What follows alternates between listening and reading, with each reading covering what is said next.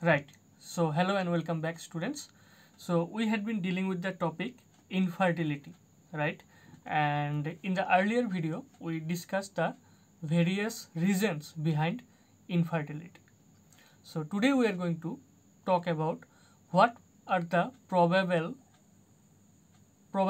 treatment for infertility, right?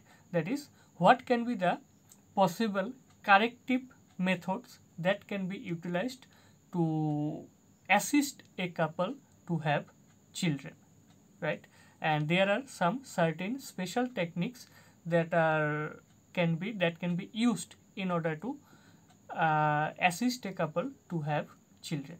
That is, যেহেতু problem সেটু যদি ভাল ধরে ডায়াগনোসিস হয়, if the problem is properly diagnosed, that is problem to actually কোথ হয়ে আছে, লো স্পার্ম কাউন্ট হয় না ওভারির প্রবলেম না একটু ইউটেরাসের প্রবলেম না একটু সাইকোলজিক্যাল প্রবলেম বা কি প্রবলেম, প্রথমত প্রবলেমটা যদি ভাল ধরে ডায়াগনোসিস হয়, then there are certain assisted reproductive technologies available nowadays that can be used, and it can be very fruitful in having a couple to conceive a child or to have a child, right?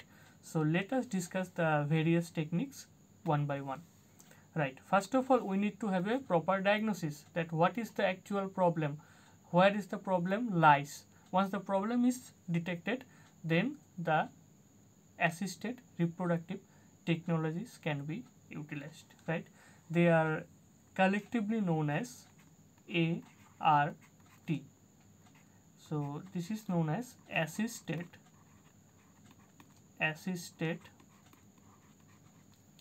reproductive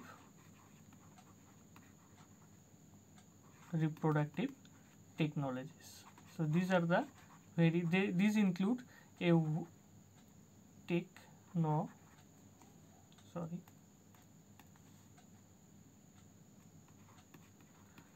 these include a number of methods that can be utilized and to fix the problem about infertility and let a couple have children. So let us discuss one by one. So these will all fall under the assisted reproductive technology.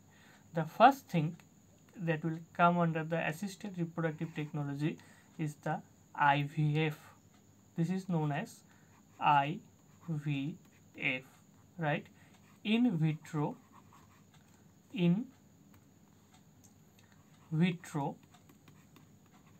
fertilization,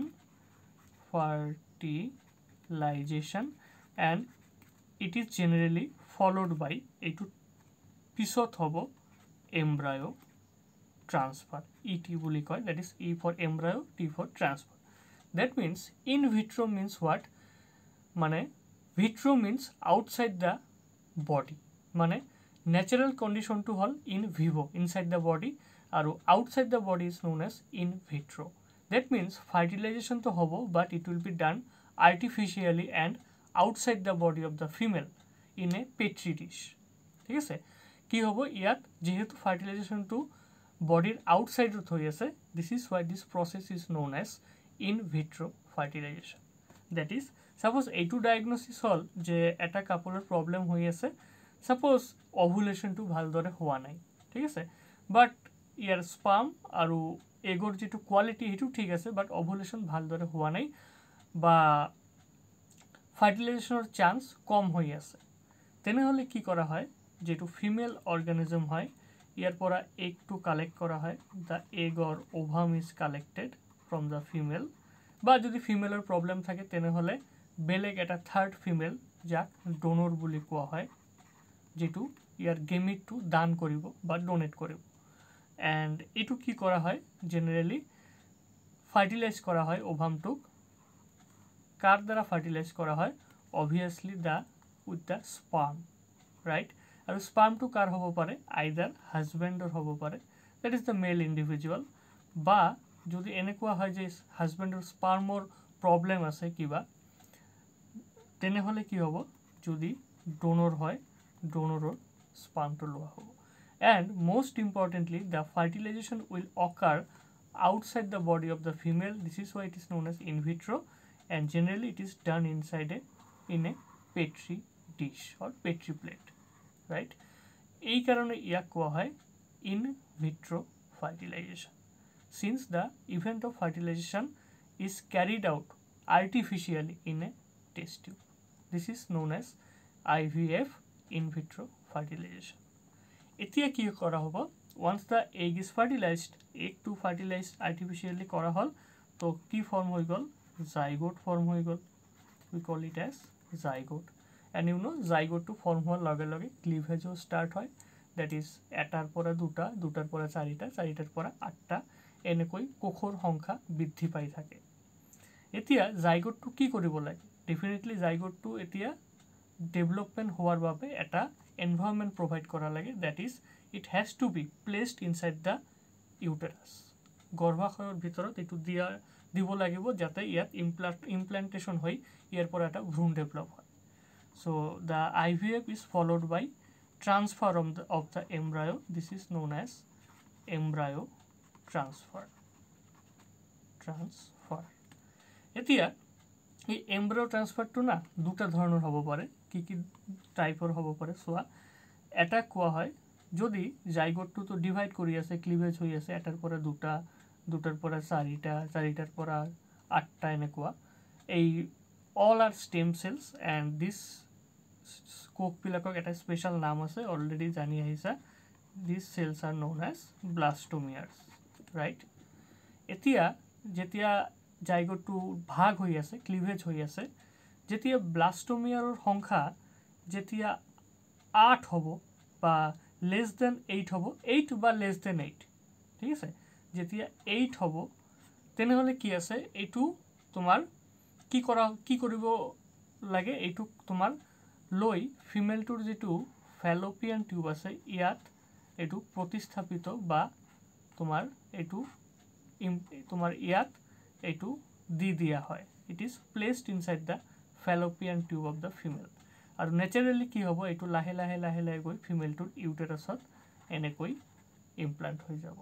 যদি ফিমেলটোৰ uterus বেয়া থাকে তেনেহলে কি কৰা হয়, বেলেগ এটা third পাৰ্সনৰ যেটো ইউটেৰাছ হয় এইটো তোমাৰ কি কৰা হয়, এইটো এজ এ ৰেন্ট হিসাবে লোৱা হয়, ভাড়া লোৱা হয়, আৰু এই কাৰণে এই ধৰণৰ ফিমেলক কোৱা হয় সাৰোগেট ফিমেল, বা প্ৰসেসটো কোৱা হয় surrogacy, in which the womb or the uterus of the female is taken as a rent, in which the fertilized egg from another woman is or from the lab is placed in her womb.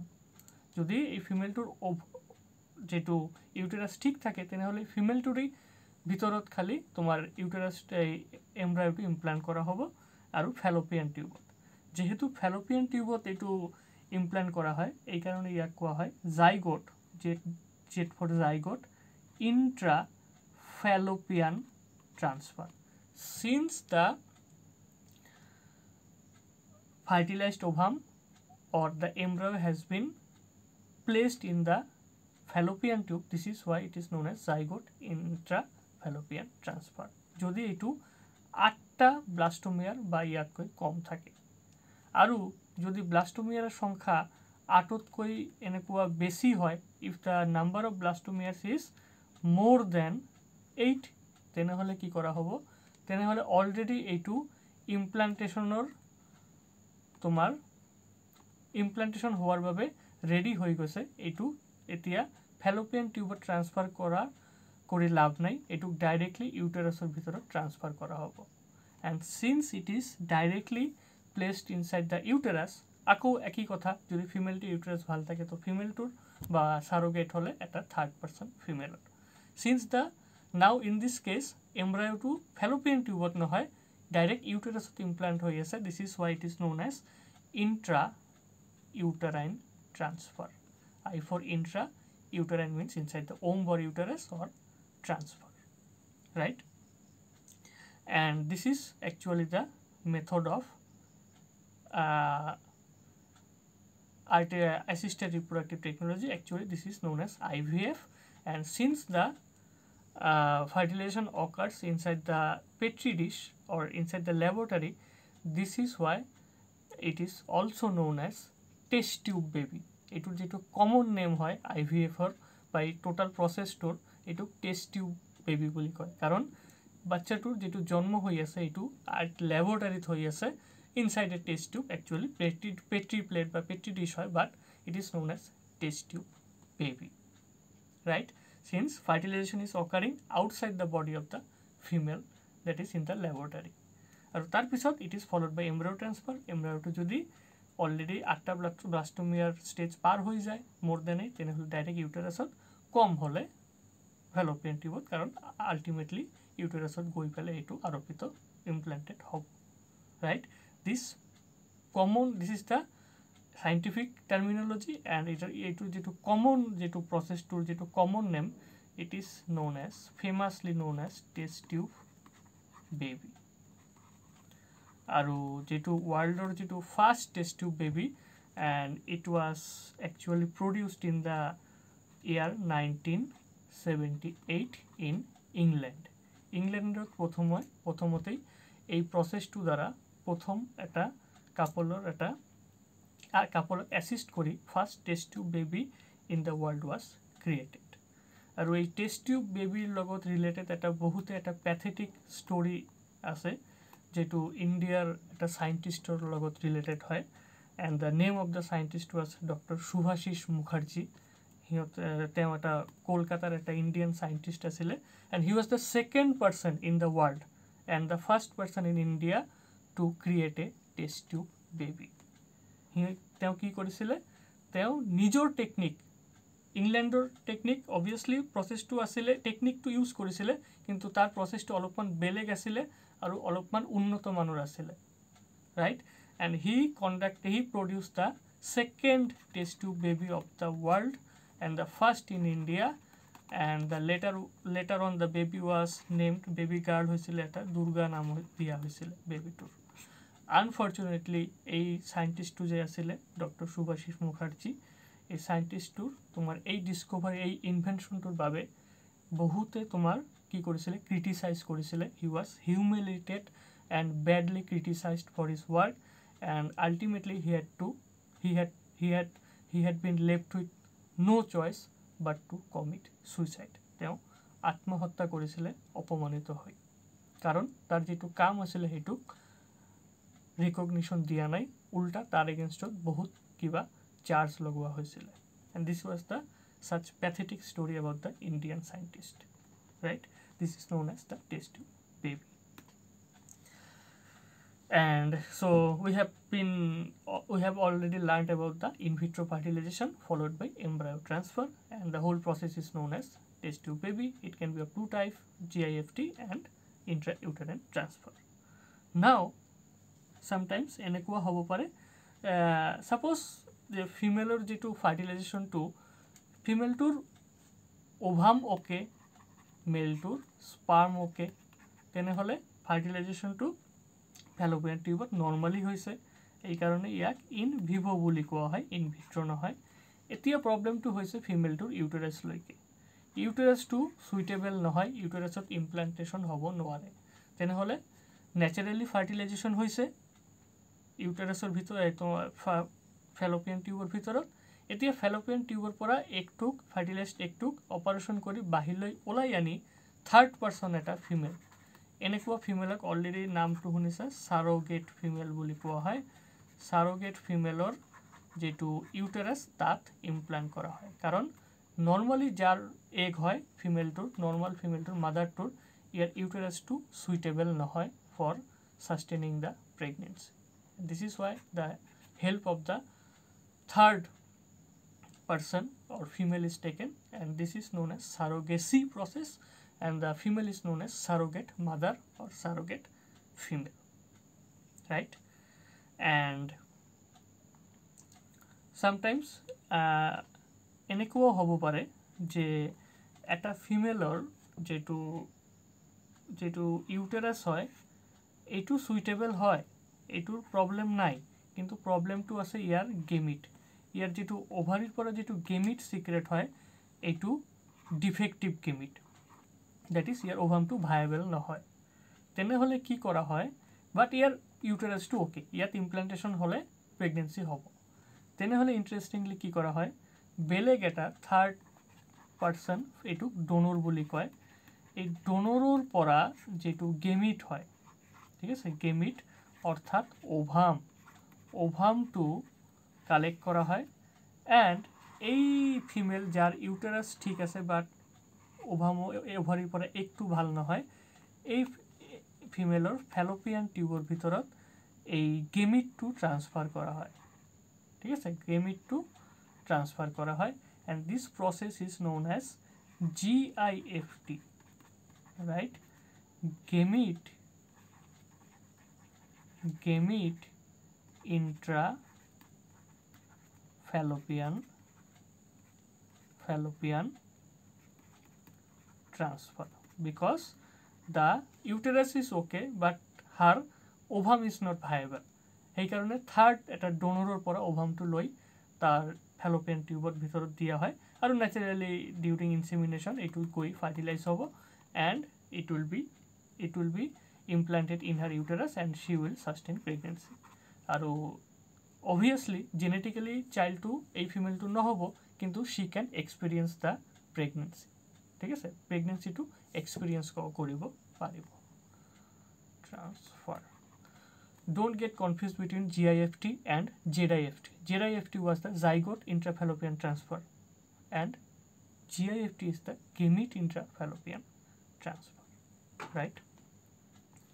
Now let's talk about sometimes এনেকুৱা হ'ব পাৰে যে female টু যেটো male partner he is not capable of insemination, that is যেটো sperm টু তোমাৰ ejaculate কৰাত কিবা প্ৰবলেম হৈ আছে, তেনেহ'লে এটো কি কৰা হয়, ইয়াক কোৱা হয়, প্ৰসেসটো কোৱা হয় AI, right? artificial insemination, that is ফিমেলৰ যেটো ভেজাইনা হয়, এই ভেজাইনাৰ ভিতৰত যেটো মেল পাৰ্টনাৰ যেহেতু since he is incapable of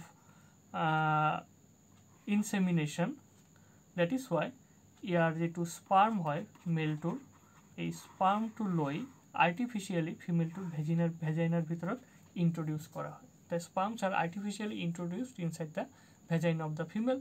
The sperm to lahe lahe move kori egg to fertilize kore and the woman experiences pregnancy. এতিয়া এই sperm to এনেকুৱা হ'ব পাৰে যে মেল পাৰ্টনাৰৰ পৰাও লোৱা হ'ব পাৰে যদি ইয়াৰ কোনো প্ৰবলেম না থাকে, sperm motility ঠিক থাকে বা viability ঠিক থাকে বা spermৰ কিবা প্ৰবলেম না থাকে, only sperm count low, তেনেহ'লে sperm লোৱা হ'ব and ultimately it will be introduced. যদি নহয় মেলটোৰ প্ৰবলেম হাজবেণ্ডটোৰ, তেনেহ'লে ডোনৰৰ পৰাও কিন্তু স্পাৰ্মটো লৈ পেলাই ফিমেলৰ ভেজাইনাৰ ভিতৰত আৰ্টিফিচিয়ালি ইন্ট্ৰোডিউস কৰিব পাৰোঁ। This is known as artificial insemination. কেতিয়াবা ইয়াৰ লগতে ৰিলেটেড হয়, কেতিয়াবা কি হয় মেল পাৰ্টনাৰটো যেটো আছে ইয়াৰ স্পাৰ্ম কাউন্ট ভেৰি লো, বাট যেই কেইটা স্পাৰ্ম আছে এইকেইটা হেলদি হয়, বাট সংখ্যা কম হোৱাৰ বাবে এইটো ফাৰ্টিলাইজ কৰিব নোৱাৰে, তেনেহ'লে কি কৰা হয় আৰ্টিফিচিয়ালি স্পাৰ্মটোক এইটো যদি স্পাৰ্ম হয় আৰ্টিফিচিয়ালি কি কৰা হয় ফিমেলৰ যেটো ওভামৰ ভিতৰত ইনজেকশন দ্বাৰা ডাইৰেক্টলি ইনজেক্ট কৰা হয়, এটা ইনজেকশন সিৰিজ থাকে, একেবাৰে তোমাৰ এইটো কি হয় স্পেশাল টাইপ অফ নিডল থাকে, এই নিডলটো দ্বাৰা ডাইৰেক্ট স্পাৰ্মটোক ফিমেলৰ যেটো ওভাম আছে ইয়াৰ ভিতৰত ডাইৰেক্টলি ইনজেক্ট কৰি দিয়া হয়, and this process is known as intracytoplasmic sperm injection. এইটো কিন্তু এনেকুৱা নহয় যে বহুত কেইটা স্পাৰ্ম আৰ্টিফিচিয়ালি ইন্ট্ৰোডিউস কৰা হয়, নহয়, this is done in laboratory, directly ওভামটোৰ ভিতৰত স্পাৰ্মটো, এইটো যদি মেল পাৰ্টনাৰৰ ভাল থাকে তো মেল পাৰ্টনাৰই, আৰু যদি প্ৰবলেম থাকে তো ডোনাৰৰ পৰাও লোৱা হ'ব পাৰে। The sperm is directly injected into the cytoplasm of the ovum. Itu sperm, and this process is known as intracytoplasmic sperm injection. ICSI, intracytoplasmic sperm injection, right? So these are the various techniques of the assisted reproductive technology. So these were the various assisted reproductive technologies, and যদিও ইমানখিনি assisted reproductive technology যেটো কাপলক assist কৰিব to have a children available, তথাপিও ইয়াৰ লগত কিন্তু বহুত কেইটা ethical, social, religious controversy কিন্তু থাকিবই. There is always a ethical issue regarding this, কারণ কিবা এটো it is subjected to debate, আৰু এনেকুৱা ডিবেট হয় এইবোৰ জেনাৰেলি ডিবেট হৈয়ে থাকে ইয়াৰ জেনাৰেলি কোনো সলিউশন তোমাৰ নাথাকে, কাৰণ তুমি এটা মানুহৰ স্পাম লৈ আন এটা মানুহৰ ওভামক তুমি ফাৰ্টিলাইজ কৰি আছা, তো ইয়াৰ বাবে বহুত এথিক্যাল কনসেন্টৰ প্ৰয়োজন, কেতিয়াবা ইয়াৰ বাবে কেতিয়াবা কন্ট্ৰোভাৰ্সি হ'ব পাৰে।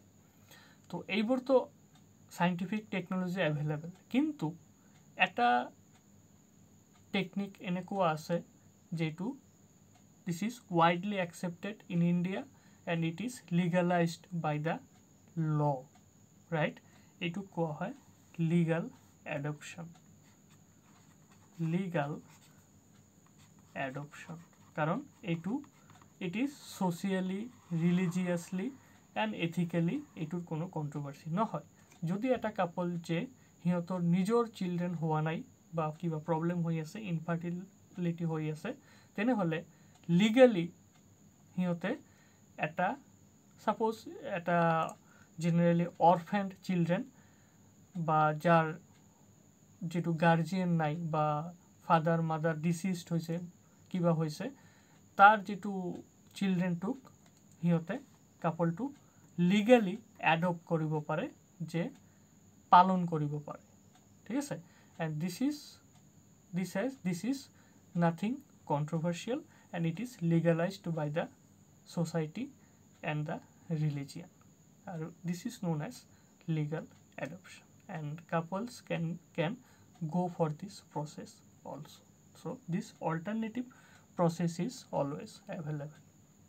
So these were the different techniques or assistance that can be given to a couple to have a children.